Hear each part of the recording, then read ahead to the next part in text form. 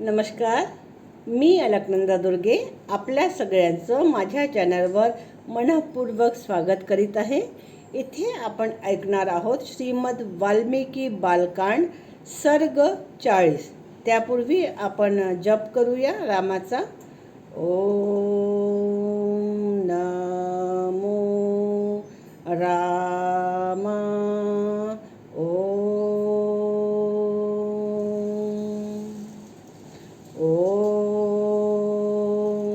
नमो रामा नमो रामा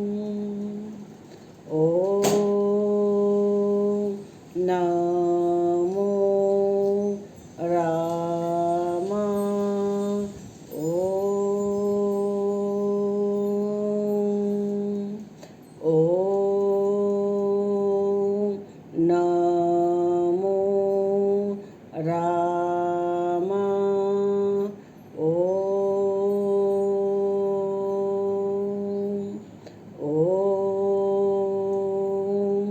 नमो रामा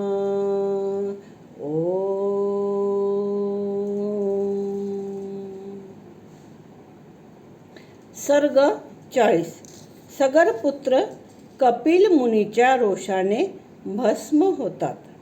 देवाचे ते म्हणणे ऐकून भगवान पितामह कृतांतप्रमाणे असलेल्या सगर पुत्रांच्या बलाने अत्यंत संत्रस्त आणि भयभीत झालेल्या देवांना म्हणाले, देवांनो, ज्या भगवान वासुदेवाची ही सर्व पृथ्वी आहे आणि ज्या माधवाची पृथ्वी ही राणी आहे, तोच भगवान प्रभू कपिल मुनीचे रूप धारण करून निरंतर ही पृथ्वी धारण करीत आहेत।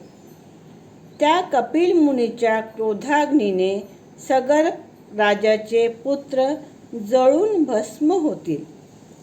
पृथ्वीचे खोदले जाणे सनातन आहे। शिवाय दूरदर्शी पुरुषांनी सगर पुत्राचा नाशही पाहिला आहे। पितामह ब्रह्मदेवाचे बोलणे ऐकून शत्रूंचे दमन करणारे 33 देव अत्यंत आनंदाने होऊन जसे आले होते तसे ते परत गेले। सगर पुत्रांकडून जमीन खोदली जात असताना वज्रपाताप्रमाणे फार मोठा आवाज होत होता। सर्व जमीन खोदून आणि सगळीकडे फिरूनही जेव्हा त्यांना घोडा मिळाला नाही, तेव्हा सर्व सगरपुत्र सगर राजाकडे जाऊन म्हणाले, आम्ही सर्व पृथ्वी फिरून आलो। देव, दानव, राक्षस, पिशाच आणि नाग व मोठाले प्राणी आम्ही मारून टाकले, पण आम्हाला आपला घोडा दिसला नाही किंवा घोडा हरण करून नेणाराही आढळला नाही। आपले कल्याण असो। आता आम्ही काय करावे? आपणच काही उपाय शोधून काढा। रघुनंदना, पुत्राचे ते म्हणणे ऐकून नृपश्रेष्ठ सगर क्रोधाने म्हणाले, जा, पुन्हा खोदा, तुमचे कल्याण असो। वसुधातील विदीर्ण करून घोडा अपहरण करणाऱ्याला पकडून कृतकृत होऊनच परत या। पित्याची आज्ञा शिरसावंद्य मानून महात्मा सगर राजाने ते 60,000 पुत्र पुन्हा जमीन खोदू लागले। खोदत असताना त्यांना भूतल धारण करणारा विरूपाक्ष नावाचा पर्वतप्राय दिग्गज दिसला। रघुनंदना, महाराज विरूपाक्षाने आपल्या मस्तकावर पर्वत आणि वनासहित सर्व पृथ्वी धारण केली होती। काकुत्सा, ज्यावेळी तो गजराज थकून विश्रांतीकरिता मस्तक हलवतो, तेव्हा धरणी कंप होतो।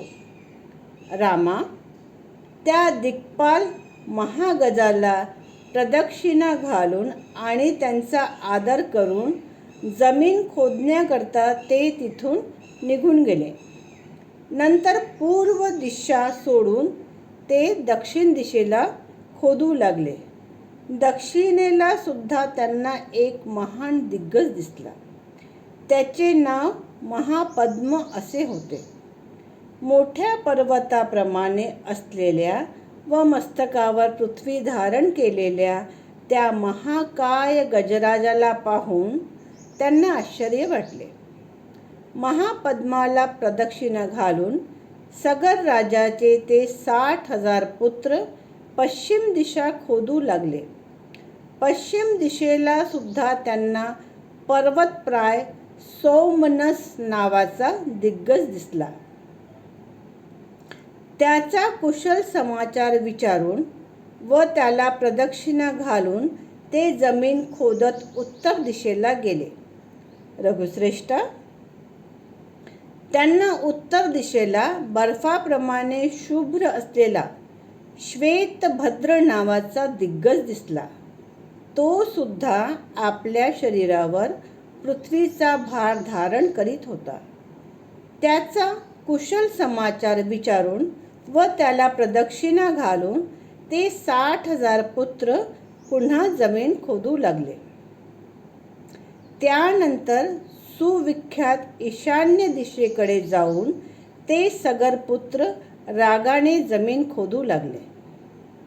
ते सर्व महाबलवान महात्मे अत्यंत वेगाने जमीन खोदत असताना त्यांना सनातन वासुदेव कपिल मुनी दिसले आणि त्यांच्या जवळच फिरत असलेला तो घोडा सुद्धा दिसला. रघुनंदना, ते पाहून त्या सर्वांना अनुपम हर्ष झाला. कपिलच यज्ञात विघ्न करणारे आहे असे वाटून त्यांचे डोळे रागाने लाल झाले.